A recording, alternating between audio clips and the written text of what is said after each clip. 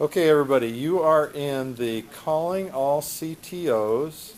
Demonstrate you are the most skilled and knowledgeable education technology leader.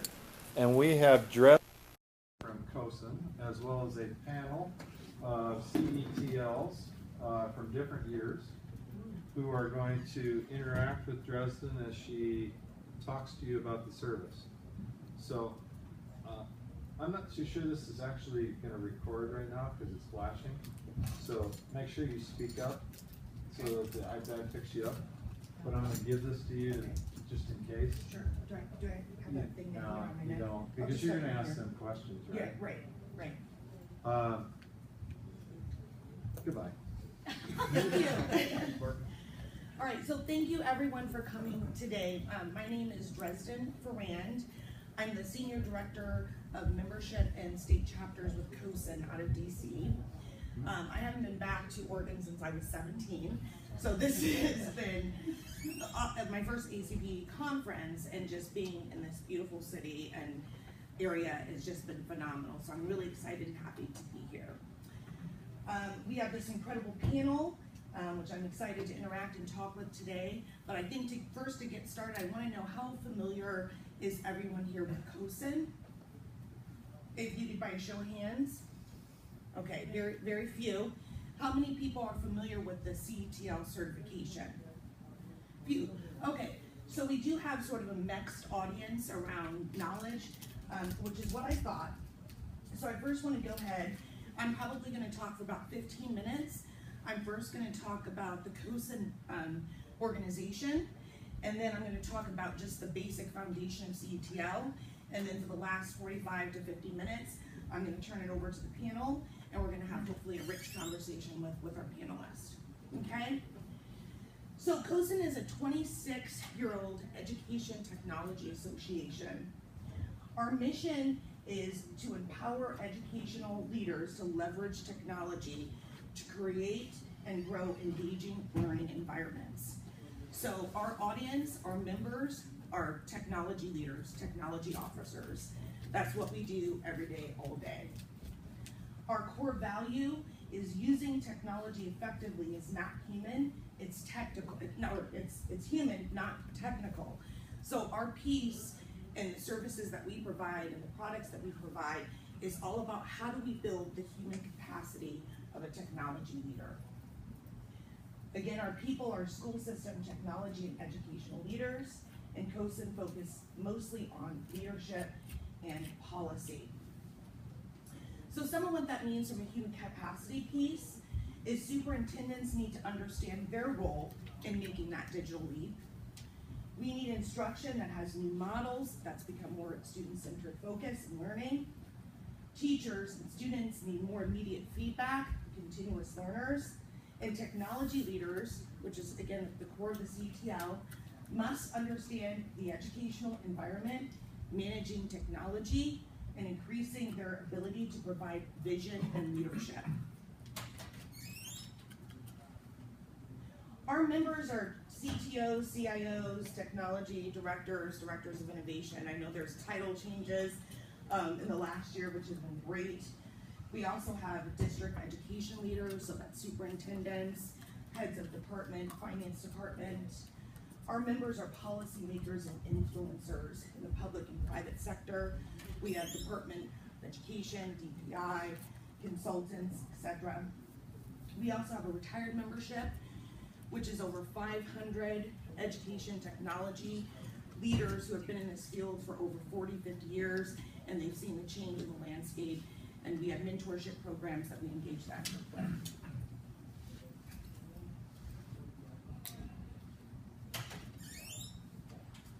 I'm not trying to sell you on a CoSN membership, but I think it's important that if you're going to think about a certification, you should really understand the organization that you're getting it from. I actually just went through my own industry-specific certification. I've been in association management for 13 years, and it was quite a really intense process. So that's why I'm explaining the benefits. But we do have a ton of professional advancement opportunities in terms of what our membership gives technology leaders. 6 webinars that are free. Our members also have access to all the archived webinars. We have CTO trainings at over half of our 26 state chapters. Some of you may not know this, but ACP became a CoSN state chapter last year. So we're really excited about that. We have 14 education-focused, solution-based project initiatives that range from smart education by design, privacy and connected environment, etc. So these are all initiatives that we do for our members. Publications, case studies, toolkits, form summaries. We have now a new host of online courses, and we have discounts at all of our events.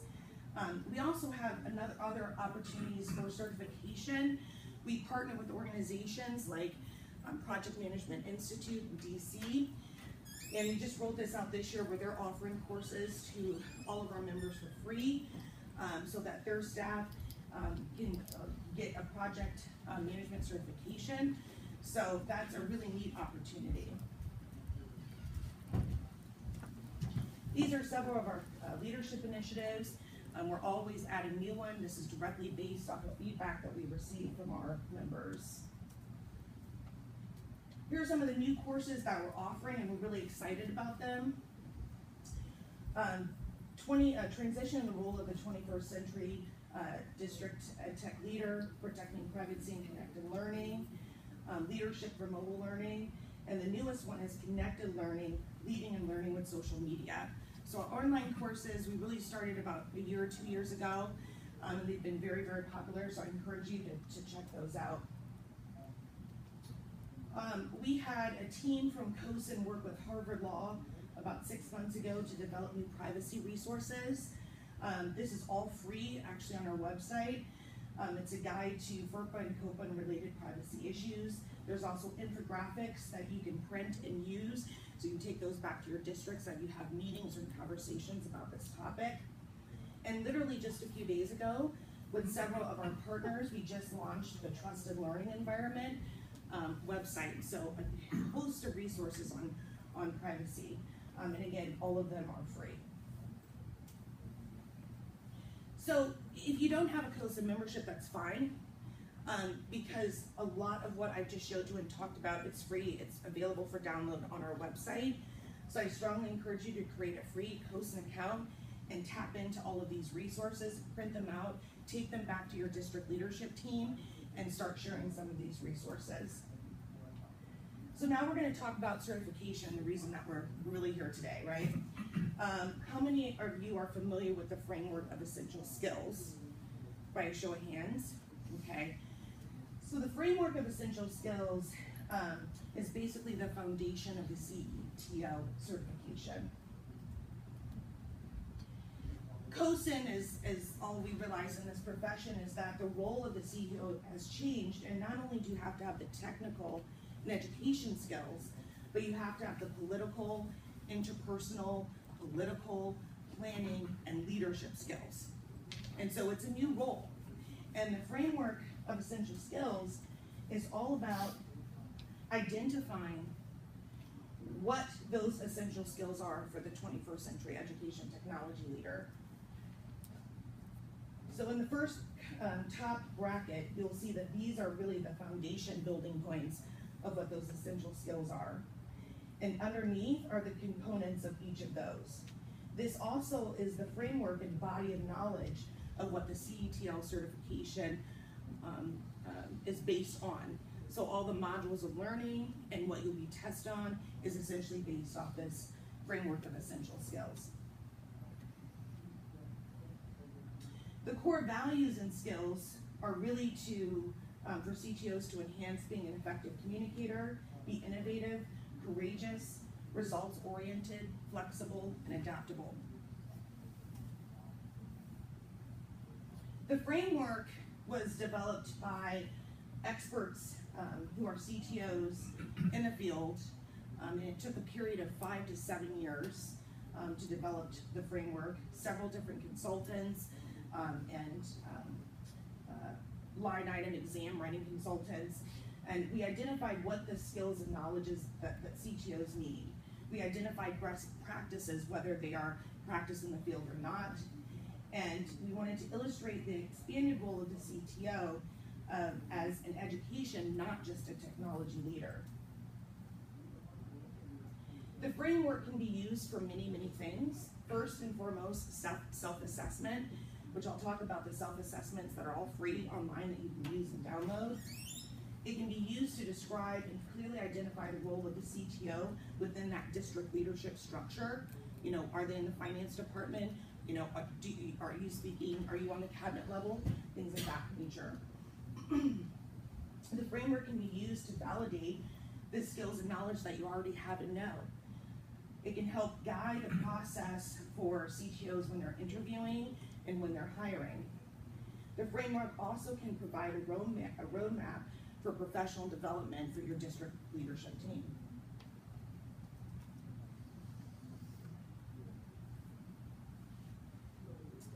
These are some of the practical tools and free self-assessments that are online in certification. Again, we have the CTO self-assessment, which I hear from technology leaders that this is really a great tool.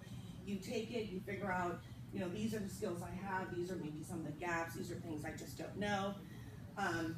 We have a self-assessment for superintendents, and we also have one for the district leadership team. What's not on this is we also have definitions and job analysis for the CTO, job descriptions, and a host of other information for folks who are entering the field or folks who are hiring to conceptualize what this role is and how it's changing. So why certify? Certifiable skills enable strategic and systemic use of technology in K-12 schools. And certification, the CETL certification, elevates the profession and encourages districts to include CTO at the cabinet level. That is one of CoSN's primary goals. CoSN does an IT leadership survey every year, which sort of takes the pulse of the K-12 IT profession, and 58% of IT leaders report being in the cabinet level, and we think that that should be 100%. Certification validates that a CTO functions across all job aspects. What I've also heard primarily is that those who get certified can show their employees that they're committed to their professional growth, and they can demonstrate to stakeholders that they have a commitment to the highest standards in the field and profession. So here's a little bit about the exam structure. Part 1 is multiple choice. It's scored on site. It's 115 questions. Once you pass part 1, you have part 2, which is an essay. Your essays are all scored by practicing CTOs. It's internet-based. You have 4 essay questions that you have to take within 30 days of passing part 1. And once you start those questions, you have 7 days to complete. Obviously, you have to pass both part 1 and part 2 to earn the designation. Here's a little bit of the exam content breakdown. We'll see that leadership and vision is about 40%. The eligibility requirements, you have to have a bachelor's degree, you have to have 4 years of education technology experience, and you have to sign a code of conduct in terms of confidentiality agreement form. There are exceptions that can be made if people have varying different experience and don't necessarily fit this requirement. You can always appeal that to the governance committee of the CETL. It's very easy to apply. You just simply go online and fill out the application form and submit that with payment, and someone will be in touch with you around what the next steps would be. Preparing for the exam, and of course, like I said, I just passed my CAE last year. My certification is a 30-year-old certification, and there's only 4,000 people that have it. So that was what I was most nervous about, because we're all different learners, and how much resources do I have to study given that I have a full-time job and I'm a mother of 3 kids. So I'm really happy that CoSN has established lots of different opportunities to form study groups, and to collaborate. So first you have your self-assessment, which I described earlier. You have access to practice examinations. You also have now the online exam prep course materials, which is actually self-directed, and so you can do that yourself and pace yourself. We did just launch our national facilitated virtual course, which I'll talk about in a minute. You can also connect with your CoSN state chapter, or if you don't have a chapter in your state, you can really reach out to anyone who might be forming a study group. A lot of them do it virtually. And you can also identify a mentor by contacting the certification team who can put you in touch with someone. So lots of different opportunities there. The certification course, which was nationally facilitated, there was an expert who did the teaching and then would sort of facilitate the discussion. That was new this winter, and the demand was so high, we had to cut people off at 80, and there was still like 60 people who didn't get a chance to be in that course. The fall dates are going to be coming out soon, so if you're interested in something like that, please keep looking back for that because the space is limited. It was 1 hour a week, I think about an hour and 15 minutes, and there was not only, again, the facilitator would cover the module that you needed to learn, but then there was the active discussion. This is also a great way to connect with people nationally, and a great way to network. The other course option, which is now, I think, 3 years in the making, which is the immersion course, which is held at the CoSN annual conference. It's 2 days of full-on intensive training, covering all of the framework of essential skills and the modules that would be on the exam. There's also a lot of discussion and self-assessment. The good thing is it's all taught by CETLs. So the immersion course is also what I've heard really, really great. Once you get certified, you have CETL after your name. You're listed on the CETL directory. You're part of a LinkedIn community, and you get a notification letter that's sent to your superintendent and supervisor.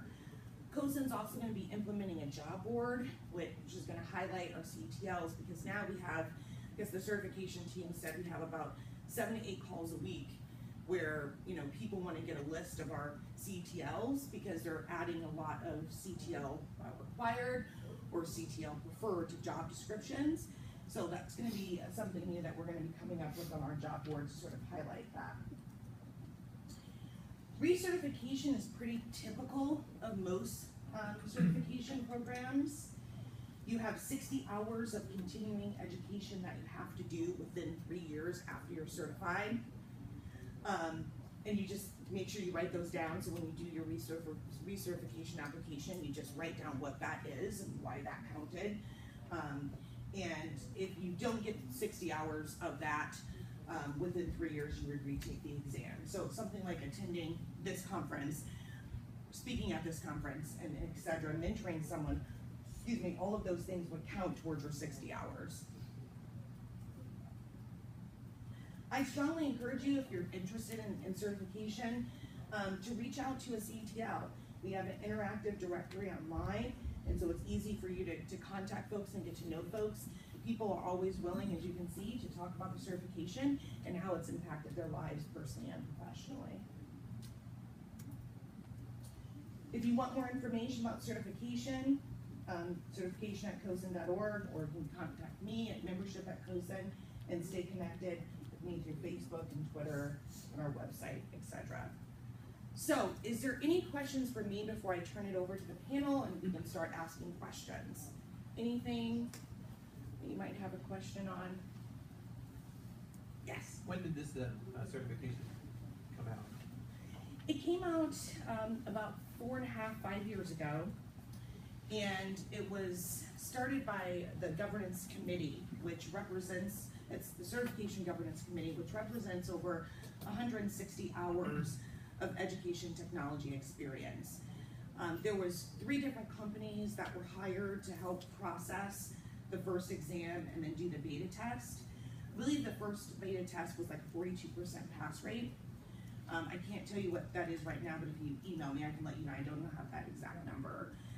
So since then, it's kind of been a movement. and I didn't mention this because I didn't want to take too much time, we are now doing bulk purchases with Department of Educations and other state education organizations who are buying the bundle of CETL exam and prep materials for CTOs in their state. So Utah bought 40 bundles for all the CTOs in their state. I'm working with Wyoming DOE right now. They're about to purchase 48. We are also doing that in New York, Indiana, Illinois, etc. So it has grown tremendously in the past 5 years.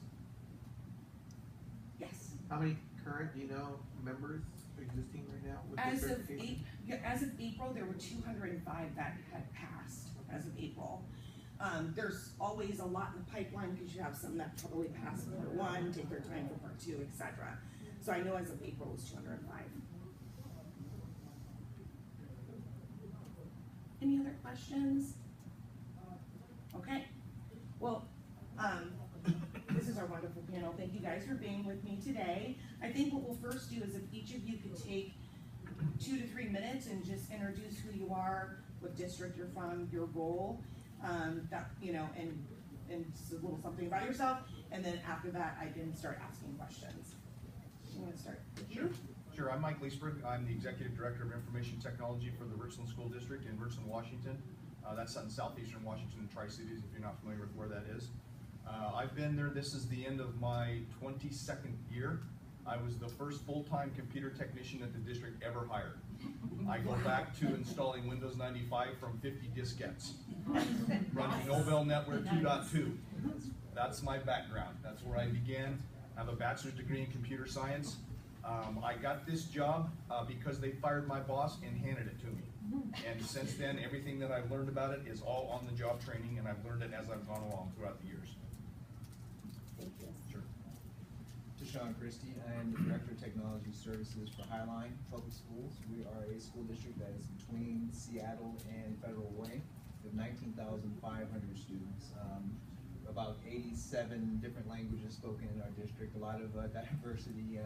That's hard in the state reporting area, but anyway. So I do, again, I'm the director and I'm also project manager for all IT projects and other projects as well. I get roped into a lot of those. I started my technology kind of journey way back. I was on America Online tech support. Actually helped as tech support like about 20 years ago. Came through, been a desktop technician, network engineer, systems engineer, enterprise architect, everything from soup to nuts and technology, and now I'm here. My name is Tim Crawford. I'm the Director of Network Services in Federal Way Public Schools. So it'd be south of Highline, where Tashawn is. I've been with the district since 1999 and have worked up along the technical roles. So workstation repair, server network, and network operations. I came into the district with a bachelor's of computer science, so I had that background. Very much on the theoretical side, learned a lot of the practical things on the hands-on side. And I'm just finishing my 3rd year as a CETL, so working on that final spreadsheet to turn in next month for the recertification, using ACPEnw membership as part of that. You get some hours for that, and then also the ACPEnw conference for those the seminars we attend. I'm Shelby Reynolds. I have a slightly different background than the 3 gentlemen to my left. This is my 18th year in the North Shore School District. We are about 20,000 kiddos, and I started in North Shore as a teacher, a middle-level math teacher, and left the classroom to start working with adult learners in 2003. I manage the instructional technology and library services programs for North Shore, and I love it. It's super fun. I get to work with nerdy people, and I get to work with learner teacher types, and it's kind of the best of the sweet spots, so to speak. I've got 2 kiddos, a 6-year-old and a 10-year-old, who teach me about technology on a daily basis. They also act as guinea pigs. I get to try things on them that I wonder will work in the classroom, so my own little lab at home. I think this is my going on my 3rd year as a CETL. I don't know, I'll have to go back and look, but found that my spreadsheet for recertification got filled up very quickly with all the things that count for recertification. So. My name is Jennifer Clauser. I'm the Executive Director of the Department of Technology for Auburn Schools, Auburn School District in Washington State. If you don't know where we are, we're directly east of Federal Way, south of High Line, north of Tacoma, right there, south of Kent. There we are. We are 22 schools. We are 15,500 roughly in our incoming second year of one-to-one rollout. So you can see where my focus is. We did the what else? Let's see. My son is 22, and it makes me feel very old saying that. He's at Washington State doing computer science. And I did something right there, and I've been at the school district for, did I say 25 years? Long time. Long time. I walked in as an intern in high school. So, Thank you. Well, the first question I'm going to ask is just a very obvious one, and I think it's really interesting because you all come from so many different backgrounds, as we see in this profession, and have a wealth of experience. So why did you pursue the CETL, even after many of you already have so much experience? I pursued it because I wanted a personal challenge. I've always wanted to go back to school and get my master's degree, and with life and kids and all the other stuff that you deal with on a daily basis, I never had time to go back and do that. Now I'm putting my own kids through college, so I'm really not going back now. So I took it as a personal challenge. I wanted to just keep challenging myself in the field as I continue to work here. I just thought it was a personal challenge for me. I think with me, it was usually when I describe my journey from where I started to where I am now, I get placed into the nerd, geek, tech guy box. Yeah. And this gave me an opportunity to kind of branch out of that because, a lot of people don't realize that I went to school, I have a psychology degree, and started my doctorate work in learning and memory, right? So that was my background. I wanted to learn how kids learn, and it was mostly about, adolescent learning and memory. So I've always tried to be in education. It just wasn't the thing for me once I got out of college. So this is the tail end of the journey and brings me back to the same place. So it's kind of a roundabout way, but this way I've been able to gain a lot of experience to get me to a point where I can use all that experience in the best possible way to impact our students. I started down the process for kind of looking for certification. What can I do to improve what I know? And then similar to Sean, just growing up, coming up through the school district and the technical side of the house, I wanted to get a little bit more exposure. I work with the instructional technology staff every day, but I wanted to see expand my knowledge there. And so that's where going through the study guides, working with our conversations, you saw with one of the frameworks, is what does it mean for technology in an educational environment? And so I felt like that was one of my goals, and I thought that was accomplished, that I was able to expand my knowledge into some of the other parts of technology instead of just working on servers and operations every day. I did it because I was approached by a couple of colleagues in other districts who wanted to form a study group, and I didn't care so much about the exam or the piece of paper at the end. I was really excited about just an opportunity to learn with some peers.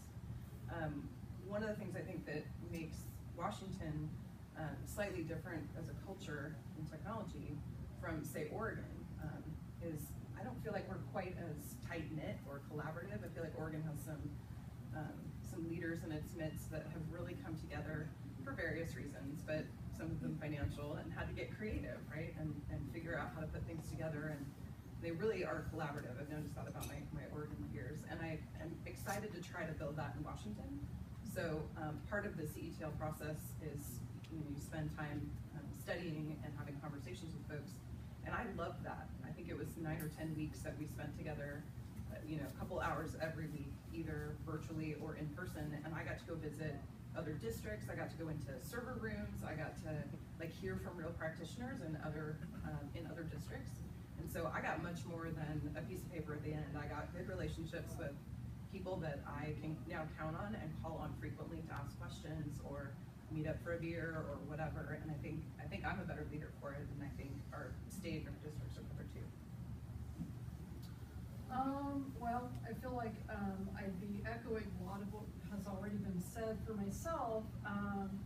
I was looking for one, you know, I'm always looking for just new things to learn, and I wasn't, like Shelby, I wasn't really all that interested in a piece of paper, but I also wanted to fill out my knowledge. So I'm classically trained in business.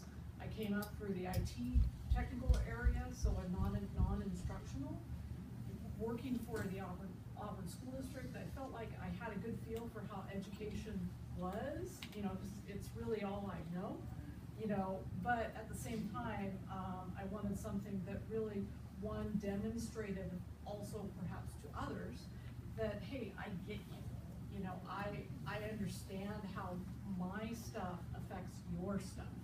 And so, and that's part of how I view this certification as really kind of a stamp, a label that says, hey, you know, this person understands the whole process, understands it, you know, we're here to support folks. And finally, just to echo what Shelby said, was one of the best things before the online courses and all of those super cool things that are there now, which is fantastic. Originally, when Washington got together in Puget Sound ESD, they said, hey, we need a study group because we're gonna decide to take this exam, so let's figure out how to do this. So we generated a study group, and I found the most value out of that process rather than the test itself, because you get together and really just build those relationships with peers up and down, you know, the sound, which I feel like I can call somebody and say, hey, Tim, you know, what are you guys doing about this kind of thing? And that's just invaluable for me, you know, so. Awesome. And Jennifer, we'll start with you on this one. Oh, sure. How has the CETL changed your perspective in your everyday work? I feel like in a lot of ways, I feel like I was moving towards this, but it really brought into focus the need for me to take a holistic approach when I approach a project or a request. Somebody says, hey, on the instructional side, we need to do this sort of thing, so that I can spend a lot of time with that individual to understand what their outcomes are. What is it you're trying to achieve, so that we can work together and really team, since that's really one of the core values of the CETL, is really teamwork and how to get to the outcome. So that's one of the things I felt like I benefited from, because it's an emphasis. I feel like it's, you know, as I was saying before, I have stronger relationships with peers now than I did prior to going through the process, and so I guess on an everyday basis, I now have a bigger professional learning network. I have a larger group of people that I can correspond with and meet up with, and, you know, share stories with and hear stories from. I think that's been really useful. I still find myself periodically going back to the materials. Like if I'm stuck on something, or I need a piece of research, or I need a white paper, I still find that I'm going back to the book that has all the links and all that stuff in it to go find a little piece of something that I remember from that process a couple years ago that might have relevance for somebody or for a particular project I'm working on. For our school district, we have a very small operations staff, and so it's very easy for me to be focused on just the technical piece and what needs to be solved and what's broken today and that type of thing. And so I think over the last couple of years, it's that reminder to pull back, look at the bigger thing. Who are the stakeholders? You know, yes, we can go fix it, but maybe I need to start communicating to others first. Let me take a step back and see what it looks like, and then all the things things that I can do that get me out of my single role or single focus into a bigger district-wide focus. That it's, what are we doing for the students, and how is the district supporting the students, with one portion of that being technology and not being the full focus. I feel like I have a more global perspective of what we're trying to do as a district, based on the information that we have and we're able to pass. And I kind of echo what Jennifer was saying, that I still email, you other people that I was in study groups with, just to ask like simple questions, or to cheer them on for certain things when they're in that place to where they're really trying to figure things out. And I feel like that connectedness has really helped me to have a little bit more confidence, especially in articulating where what we're doing fits into what's being done overall, and then to be able to accept the pushback in a way that I understand, because a lot of times we weren't speaking the same language before that. Now we have a translation system, to where I can really boil it down and say, okay, this is exactly what I'm saying. This is what I said before, but this is what that meant, right? Because I was saying that for my team so that they could get what we were trying to do, get the playbook and such. And so, yeah, I always tell my team that we always know where the bodies are buried, and we just need to be able to communicate that in a way that helps everyone improve everything that we do. Yeah, I think they said pretty much the same thing that I would say. I think most of it is just me having a greater awareness that what the other departments are doing in the district and how I can be more supportive of what they're trying to do rather than just providing technology just for the sake of having technology there and available to them. So I think that's really helped me to have that different mindset. It's helped me kind of refocus, if you will, and kind of change my thinking about, like I said, instead of just worrying about the technology, now I think about, okay, we're going to do this, but what's the real impact going to be on the kids and in the classroom and on the teacher? Is there anything else that we can do to help make that more efficient and help make it better for them overall as we move forward? So I think that part has just opened my eyes to all the other departments on what they're doing, and try to stay more in contact with them on a day-to-day basis, than much more so than what I ever did in the past. It doesn't sound like this, but if you all have changed jobs, or did the CETL provide you with an advantage, and/or have you received any recognition or compensation, or have people perceived you differently? I know that's a lot. There's like two questions in one. No. Yeah. I don't know that any of us. The only thing I got out of it was the superintendent made an announcement at a board meeting to the board, and they all nodded their heads and clapped their hands and patted me on the back, and that's the extent of it. I was expecting something more like National School Board kind of a thing, right? And that didn't happen at all. Good job, Mike. Thanks, Mike. Appreciate it. Good job. Yeah, that was it. No candy, no nothing. Well, that's okay. I wasn't looking for that, but that's.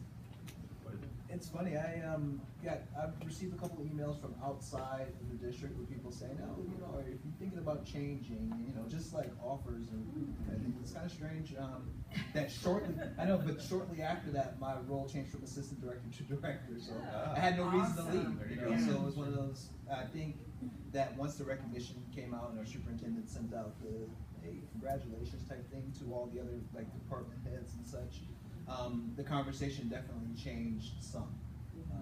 I can't really quantify it, but it definitely changed some. No real recognition. Besides my supervisor. Again, that wasn't the goal. It was more of that personal challenge. I might be drinking. Okay. Oh yeah, I have a chip for you. Yeah, my superintendent was informed from John Bale, who was at the time doing all the proctoring and all that.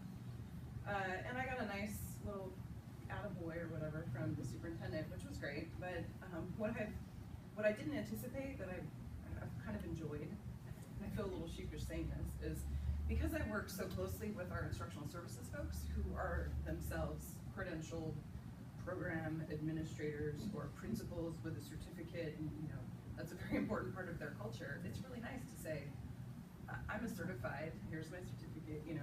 It I don't know, eases the conversation in some way, because it's like when you work with people that are impressed by certificates, it's nice to have a certificate to pull out and say like, look at me, I did that too. So it feels a little silly saying that, but it's actually improved my relationship in some ways with some folks across the hall, as I call them. I got a similar, hey, I heard you got the CETL, nice job, from the superintendent, because I know John Bale tipped him off, which is great. I knew he was going to do that. At the time, because it's new enough, I don't really know how much superintendents really recognize the CETL as. I think that they recognize the important aspects of a CETL, but not necessarily the certification as a thing. But, you know, since there hasn't been any overt, because you got this you know, you get X, there's been 2 title changes since then, but there's been a lot of other changes in Auburn too, so they're not necessarily aligned. But, you know, it doesn't hurt. It doesn't hurt at all. It's, yeah, but it's, Shelby's right, you know, there's sometimes when you have letters after your name, you know, it means something to some people, and if they're in the titles, you know, okay. Right. And you get a little logo to put in your You get a email logo, signature, and that's, you put the logo in your email, and Yeah. they go, what's You get a that? button. Just click on it, go find out. See, it goes in the website. You do, you get a really cute pen Get a and pin. logo and. And when you Yeah. recertify, you get another. Wait, it's a big deal. Yeah, you get 2 pins. Awesome, got 2 pins. That's what it took. Well, I'd like to open it up. I still have more questions, but I want to open it up to you all and to ask questions. And does anyone have a question for the panel? I have one. Are there any other people in your district? Because, I mean, all of you guys are in the technology, but have you had other people who have kind of been interested in they want to fill in the technology gap, and maybe they're already, you know, fluent in the leadership section, but they want to fill in those other sections of the pie and have talked about doing this? So we have one other, sorry to jump in, we have one other CETL, who's certified about a year and a half after I did. He said, you know, I'm kind of interested in that. I said, good, here, let me hook you up with because there was another study group starting out at the ESD, so he went through it maybe with Tashawn, Jim Barry, yeah. But anyway, so we've got 2. So both in the tech department, you know, so nobody from the instructional side for us yet, but I keep saying, you know. But, you know, they have to want to. that was me. I mean, I come from the education side of things, and I co-locate with nerdy people who say nerdy things all the time, and I've been in this department for 13 years, so I've gained that vocabulary a little bit, but I really wanted to have something that would help me ensure that I had the right understanding, not just the language, but the understanding of how, you know, the other kind of less exciting parts of educational technology fit in. Less glamorous. Less glamorous. I was gonna say boring, but I thought I'd get No, stuff there's thrown at me. there's Probably some definite nerds in the room. glamour so. to instructional technology. We've had, have interest with one of our instructional technology, TOSAs. He's interested and he's committed to other projects right now, but I think that's on his radar. So just letting people know that's available. Yeah, the one person that I was kind of pushing towards that wasn't necessarily in just straight technology actually moved to another district and then got her CTL. So I'm trying to build like this perceived value in our district to people outside of technology, because I think they still have it in their minds that it's a technology thing because it says technology in it.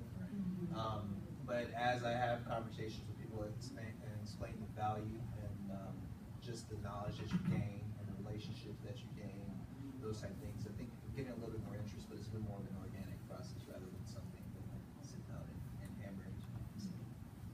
Yeah, I'm the only one in my district that is been certified right now.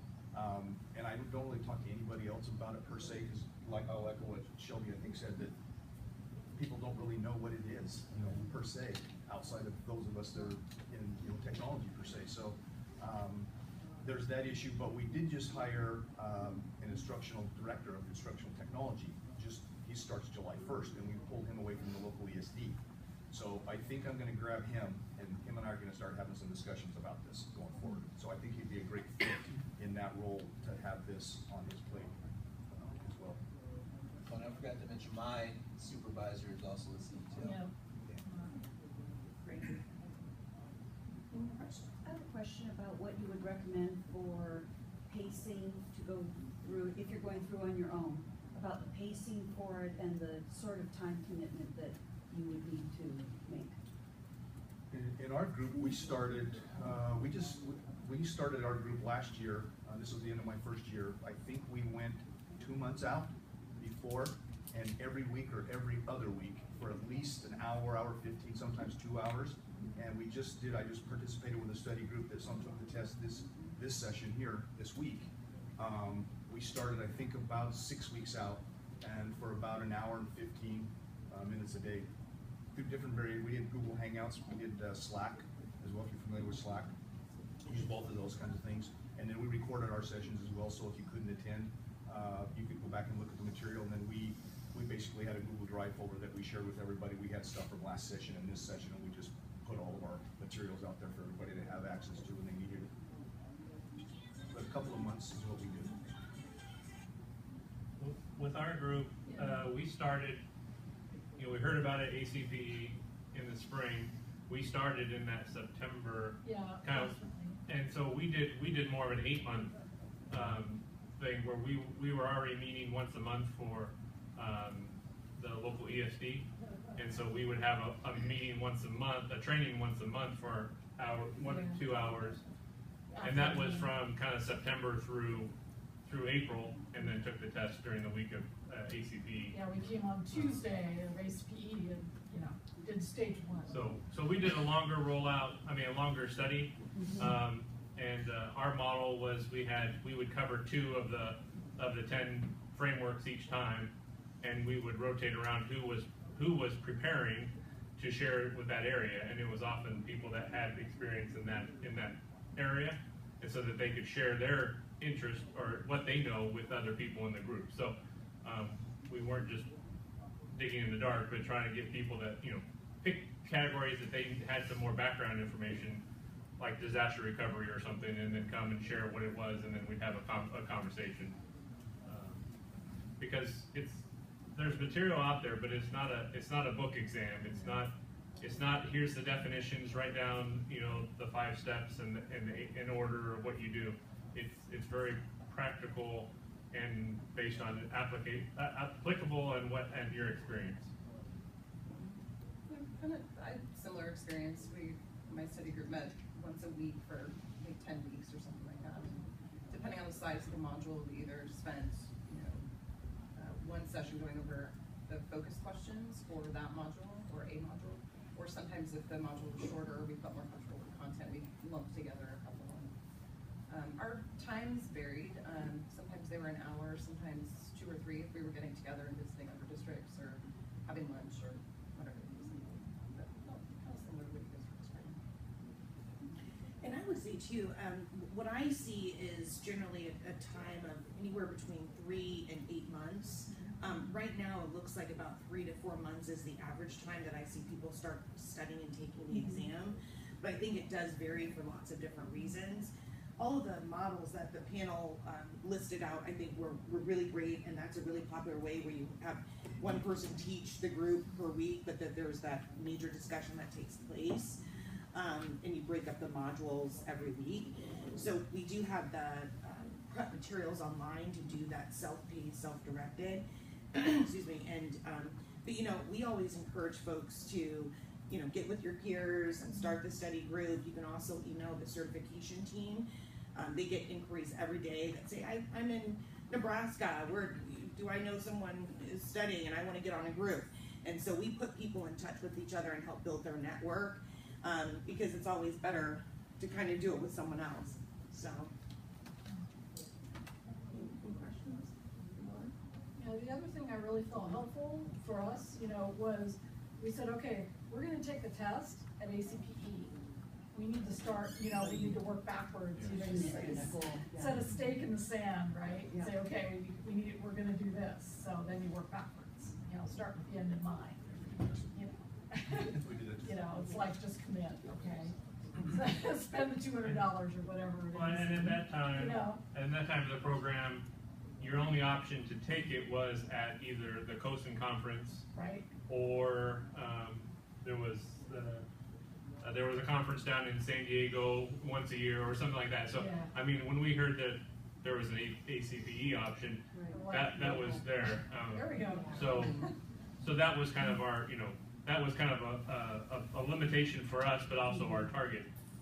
Now I think there's other options for taking the test in conjunction with other leaders. A lot more So, flexibility for you guys today. That's a really good point. We have an anytime, anywhere model, and where essentially you just have to find a proctor that's not planning on taking the exam within, I believe it's a year or two. But you can email the certification team and they send you a one-pager on how to easily set that up. So it could be in your office or at home, you just need a computer. And so it's much more convenient than it was. And so now we also have 26 state chapters. I mean, so we have, at any given point, there's almost an exam every day, you know, somewhere. And if you go on our website as well, all of our chapters, you put on CTO clinics, which is their regional trainings that we do. Generally, there's an exam there, test taking an exam there as well. This is another question I'm going to ask. Was there any, if you can speak to it or not, was there any anxiety as an adult and as a professional that was like, you know, why am I going to put myself through this? Will I be embarrassed if I don't pass? Do I want anyone to know? I mean, did you all feel any of that pressure? And if so, can you talk through that or share that experience? Or? Okay. I did. I felt it because I've been out of school for X amount of years, right? So taking a test and having to study again, I hadn't done that in a long time. And the failure factor did hit me, but I didn't let that stop me from trying, right? I gave it my best shot and I passed. So it worked out for me to continue, and I always had that in the back of my mind, but I didn't let that stop me from moving forward. I definitely felt it as well. I think part of it was because my supervisor was a CETL. And he was like, well, I'm not going to help you. All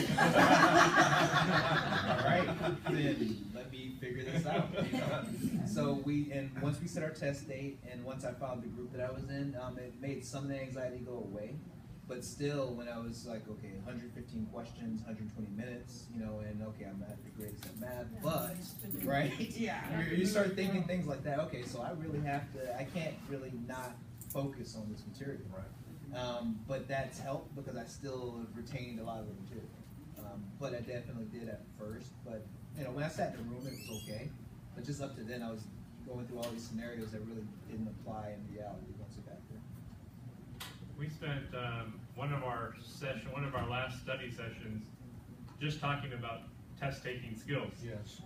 So it was, you know, preparing ourselves for what is it, you know, how do you get yourself mentally ready for that, and how do you go through and, you know, say, yep, A is not the answer, but B or C, how do you do some of those things that will help you get down to taking the test, and the time management, like Sean said. But so for us that don't take tests often like we used to in college or something like that, there definitely is that prep, and I think that didn't really eliminate everything, but it helped. I'll also throw in that, related to that, is I know somebody that's taken it 2 years in a row now and hasn't passed the test for that exact reason. It's not because he's not knowledgeable and can't pass it, it's because he's freaked out about the test, and he's right here is where his problem is. He knows it. I know he knows it. He's done it enough and he knows it. It just, when it comes time to the test, he's right here. Yeah. And it hurts him, unfortunately. That's a good point, and that's something that's been brought up in the recent year, is this anxiety, folks. You know, the anxiety piece, and so I think CoSN may come out with a tool to try and help, you know, test takers sort of ease their anxiety. I mean, for me, White like I noise said, in the room or something. yeah, I know. You know, Whatever. I had an incredible amount of anxiety. I mean, I've been in my profession, association management, for 13 years. I have 2 masters already. Why am I putting myself through this? But for many of the same reasons you all did. You know, I want to hold myself to the highest standards of my profession. I'm still building my career. But then I started, you know, closer to the time where I was going to sit down for the exam, then I started regretting telling people. And, you know, and CoSN had paid for me to do this. And then I immediately was regretting, oh, they don't know. I don't want them to know. So there is a lot of anxiety involved. And I think it is about, you know, believing in yourself, relying on your peers, trusting your study process to get you to that point. So I don't know what time it is. Does anyone? I think we're supposed to be over at 3:15 or 3:30. It's 3:08. Really? Okay, 3:15. So we're kind of right on schedule. Is there any more questions? or anything else that the panel wants to share, just about their experience? I'm starting to see more and more in the postings that come out, people are asking for CETL Yes. people, and it's like finally, just a little. I mean, Just a finally little it's bit, starting but to. it's coming up. I mean, Yeah. some of the position changes in the CTO position, and you see districts mutating their cabinet to be more reflective of technology at the seat in cabinet, and all of those things that are basically what this is all about, and bringing those skills. I'm seeing a lot of that. You know, local TO did that. There's a number of other districts who kind of mutate their leadership structure to match, you know, what the whole, you know, all of the focus areas are. So I see, even if they're not advertising CETL, they're advertising it in the way they're organizing. So. Absolutely, that's been huge. Any more questions? Okay, well, I think that's about it. I really thank you guys for being here. And again, if you guys need any more or have any more questions, you can always email me, and I'll be happy to help you. So thanks for coming out. Thanks,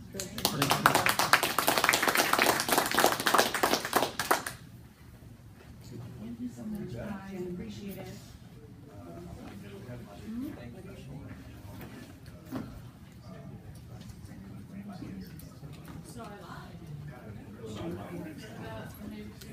Across the country.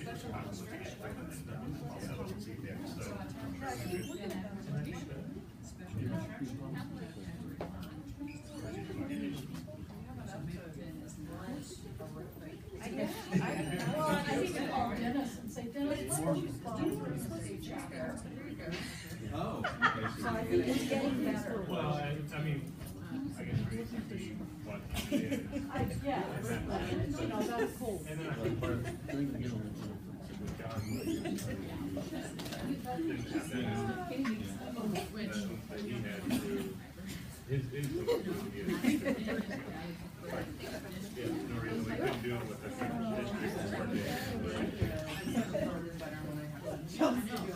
Oh, yeah. Here we are. Yeah, well, and there's two others that I know of. Yeah. You know, there's Mark and Chad Johnson.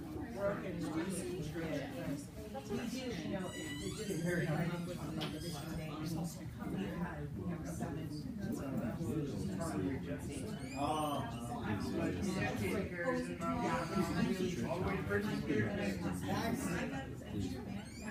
Yeah, and having districts, give people the opportunity to go study and stuff is really key. You know, so that they can travel to Highline and to Sean or whatever, and then just allow them, because that's the culture. I need Ron, but I don't really. That's a good thing. And then I think they just, I don't think it was. anyway, so yeah, this is great. So who do I talk to? Is that cool? I sent my. He never said anything. I'm so sorry. My name's on the check the website, I'm there. Why would you let me in? Right, well, that's the issue. I'll email that, no, I'm sorry. Yeah. They have my name back for like 6 months. No, on the website. I was hurt. I was like, I love that. so, All yeah, right. I appreciate it. Thank you for your Yeah, time. this is, thank you for giving us, and this is great. We try and do these kind of presentations all over the United States, and right now, I'm actually going to, next week I'll be in Arkansas, the week after I'll be in New York. We're getting more requests for these, and it's great, I'm so excited. It was really good to meet you. Yeah. It's over there. And then I figured you'd be over there for it. Yes. Goes into their business. And if anyone's gonna own it, Right. it was a resource that's in the district on it, then. Right. And the ESD would, Yes. No, I completely, well, I think there's a couple of different So we do have a small district leadership committee, and, 3 of the folks on that committee are from. Yeah, really right after small breakfast, districts I mean, like, in we're leaving at independent 9, schools. so So I'm it's just. right. Yeah. And their kids are like 5 years or less, right? Yeah, it's 65. And so the first and foremost answer is I'd like to put you in touch with them because I think they'll have a much better perspective. But from what I hear, I think there's really been 2 things. One, are they looking for additional opportunities to move from that district? So that's a selling point. So it's a career moving on choice. I think it's 2, it's you, from all I take accounts from Jersey, is that there's so many decisions. That's what it is. Thanks for sharing with us all. And you have, like your finance or some place, and so it's these levels of respect. And it's this, Yeah, I mean, we have to be back, we have to be out by 11. with those letters, you We need to have be to at the be table ready because by you're a breakfast leader. time, so You're we'll not load just a up and be 10 out person, front, you and have so to be drive over here, everything. but, And so it's so, about that credential. so then we can touch base with you between any of the sessions. Yeah, we have, last session, So I know a lot of that was hit for him. But I. So, yeah, we can get you out of, your gear out of your place and just put it in the rig. Where are you from? okay, well, now I think they'll let you go somewhere. Yeah, no, I don't think that's actually recording.